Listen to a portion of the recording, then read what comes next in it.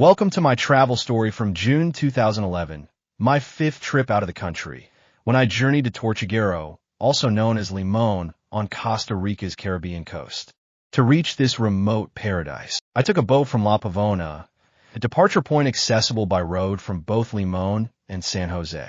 The boat ride from La Pavona to Tortuguero takes about 1 to 2 hours and is an unforgettable journey through the lush Tortuguero canals.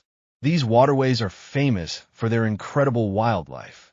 As we cruised along, I kept my eyes peeled for monkeys swinging in the trees, caimans basking on the banks, toucans flashing their colorful beaks, and even the occasional sloth nestled in the branches.